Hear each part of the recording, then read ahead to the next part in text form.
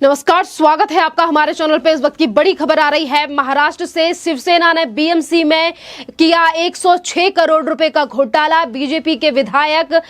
मिहिर कोटेचा की तरफ से उठाए गए हैं सवाल। आपको बता दें कि बीएमसी के द्वारा भायखला चिड़ियाघर को लेकर जो आज बड़ा एक टेंडर दिया गया है दो कंपनियों को, हाईवे और स्काईवे को लेकर, जो कि 106 करोड़ रुपए का टेंडर है, उसको लेकर आज बीजेपी की तरफ से सवाल उठाए गए हैं और पर्दाफाश किया गया है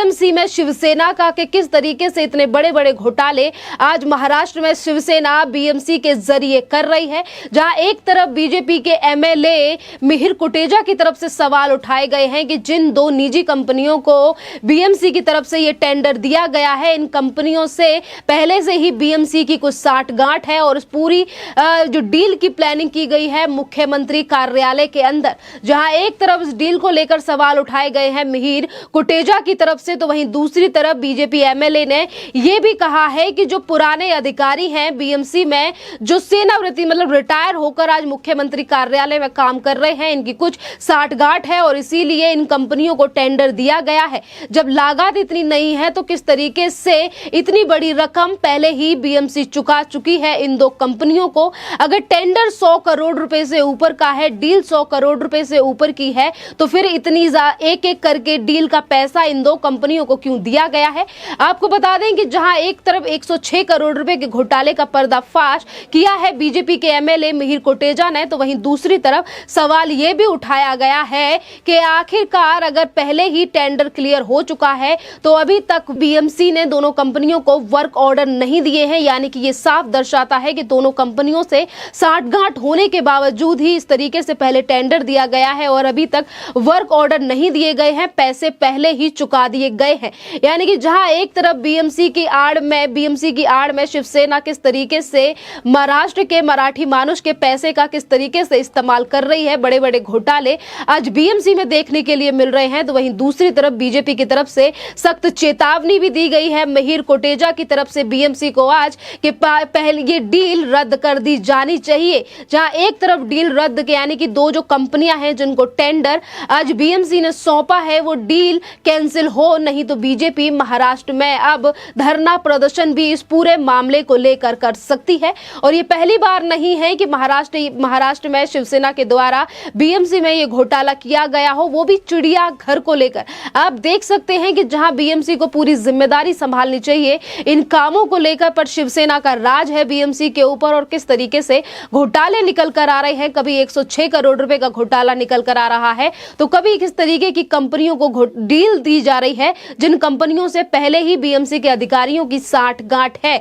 यानी कि अब आने वाले समय में महाराष्ट्र में बीएमसी के चुनाव हैं और बीएमसी के चुनाव आने में अभी समय है और उससे पहले ही शिवसेना का पर्दा किस तरीके से फाश हो रहा है और एक के बाद एक बड़े घोटाले शिवसेना के जनता के सामने निकलकर सामने आ रहे हैं कि कैसे शिवसेना और बीएमसी के द्वारा जनता के पैसे का दुरुपयोग किया जा रहा है, गलत इस्तेमाल करके जो पैसा है वो पॉकेटों में भरा जा रहा है कंपनियों के जरिए। इसी बीच आपको यह भी बता दें कि जहां मिहिर कोटेचा ने इन पूरे मामले को लेकर सवाल उठाए हैं आज उद्धव ठाकरे के ऊपर और बीएमसी के ऊपर, तो वहीं बीएमसी की मेयर किशोरी पेंडेकर का भी इस पर रिप्लाई आया है और उनका कहना है कि बीजेपी इस तरीके से आरोप ना लगाए। यानी कि एक तरफ जहां मिहिर कोटेचा की तरफ से खुलासा किया है तो वहीं दूसरी तरफ बौखलाही नजर आ रही है बीएमसी की मेयर और उनका कहना है कि ये जो एलिगेशन लगाए जा रहे हैं ये बेफजूल है, इनका कोई तर्क नहीं है। जहां एक तरफ शिवसेना का पर्दा फाश हो चुका है कि किस तरीके से बड़े घोटाले आज महाराष्ट्र में बीएमसी के जरिए शिवसेना कर रही है। इससे पहले भी कई और घोटाले देखने के लिए मिल चुके हैं बीएमसी में। आपको बता दें कि इससे पहले भी बीएमसी के जरिए ही शिवसेना का एक बड़ा घोटाला निकलकर सामने आया था जिसमें महाराष्ट्र के राज्यपाल भगत सिंह कोश्यारी ने भी पूरे जांच के निर्देश दिए थे और उन्होंने भी कहा था कि इसमें पूरे मामले पर जांच करूंगा। जिस आश्रय घोटाला हुआ था जिसमें 1844 करोड़ रुपए का घोटाला देखने के लिए मिला था, उस वक्त पे भी बीजेपी की तरफ से सवाल उठाए गए थे कि आखिरकार शिवसेना इतने बड़े घोटाले बीएमसी में कैसे कर रही है। इससे पहले भी तमाम ऐसी चीजें निकलकर सामने आ चुकी हैं कि बीएमसी का सहारा लेकर अगर अमिताभ बच्चन की घर की बात की जाए तो किस तरीके से जनता के जो टैक्स का पैसा है वो अमिताभ बच्चन के घर की सफाई और सैनिटाइज करने में लगाया गया कि जहां एक तरफ महाराष्ट्र में तमाम केस कोरोना के फैले हुए थे और अस्पतालों पर ना ध्यान देकर सिर्फ बड़े जो लोग हैं यानी कि बॉलीवुड एक्टर हैं उनके घर पर किस तरीके से बीएमसी ने अपने दिन और रात एक कर दिए थे। आज उन सभी चीजों को लेकर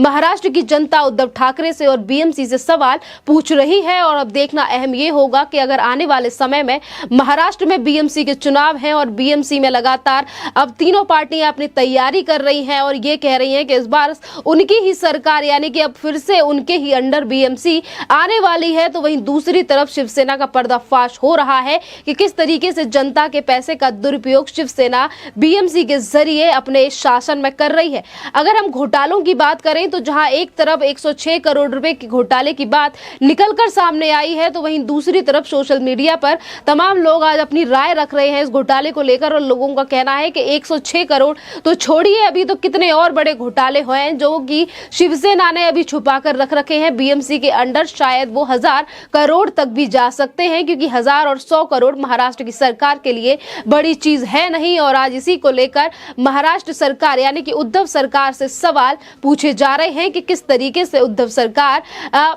सरकार और ये जो महाविकास अघाड़ी सरकार है किस तरीके से महाराष्ट्र में एक के बाद एक बड़ा घोटाला कर रही है। अगर बीएमसी की बात करें तो जब से सरकार बनी है, जब से हर दूसरे तीसरे महीने एक बड़ा खुलासा बीजेपी के नेता के द्वारा ही किया जाता है, चाहे फिर वो किरीट सोमैया हो या फिर आज जिस तरीके से खुलासा मिहिर कोटेचा ने किया है कि किस तरीके से जनता के पैसे का दुरुपयोग बीएमसी कर रही है। वहीं दूसरी तरफ अगर और तमाम चीजों को लेकर बीएमसी की भूमिका को देखा जाए तो भूमिका ऐसी है बीएमसी की कि जहां एक तरफ कोविड को लेकर ज्यादा खास तैयारियां बीएमसी की तरफ से नहीं की गई हैं। 2020 से लेकर 2022 की भी स्थिति महाराष्ट्र में देखी जाए तो वो काफी ज्यादा खराब है। उसके बावजूद भी जो जनता के टैक्स का पैसा है वो सिर्फ और सिर्फ महाविकास अघाड़ी सरकार की जो लोग हैं, जो नेता हैं, उनकी जेबों में जा रहा है। और अगर उद्धव ठाकरे सरकार से इस पूरे मामले को लेकर जांच के लिए कहा जाता है, सवाल उठाए जाते हैं, तो सरकार की तरफ से एक ही बात निकलकर सामने आती है और वो ये होती है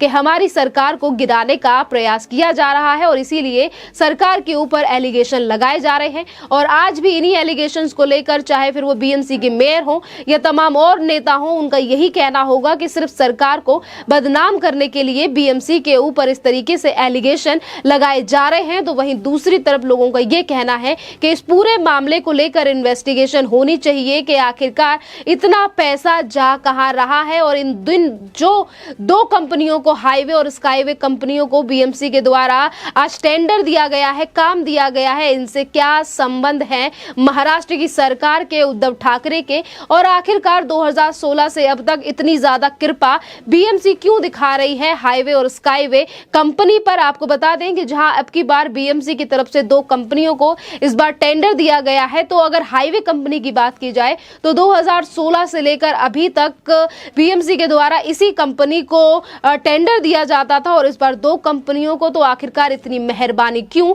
और इतना जो पैसा यानी कि कमीशन और लेन देन की बात पहले ही हो चुकी है और आज सभी चीजों का पर्दाफाश हो रहा है बीजेपी के नेताओं के द्वारा। अब देखना अहम ये होगा क्या ये डील को कैंसिल करती है महाराष्ट्र की बीएमसी, क्या एक्शन लेते हैं इस पे महाराष्ट्र के मुख्यमंत्री, क्या ये पूरी तरीके से जो डील है ये फाइनल होकर पैसा जो है वो महाराष्ट्र के मंत्रियों की जेब में जाएगा, या फिर जिस तरीके से बात रखी गई है आज मिहिर कोटेचा की तरफ से कि अगर ये डील कैंसिल नहीं होती तो बीजेपी महाराष्ट्र में आंदोलन करेगी। ये देखने वाली बात है और आने वाले समय में इस पर भी कोई ना कोई रिस्पॉन्स संजय राउत से लेकर तमाम नेताओं का देखने के लिए मिलेगा। इस बीच आपको बता दें कि महाराष्ट्र सरकार के घोटाले जो है वो बीएमसी में ही नहीं बल्कि पूरी सरकार में देखने के लिए मिले हैं, चाहे फिर वो कोई भी मंत्रालय हो। अगर हम परिवहन मंत्रालय की बात भी करें तो अनिल परब के ऊपर भी कई और बड़े घोटाले के संगीन आरोप लग चुके हैं और उसकी जांच भी अभी महाराष्ट्र में चल रही है। और इसके अलावा तमाम और बड़े पद पर बैठे हुए जो नेता हैं, चाहे फिर वो महाराष्ट्र के पूर्व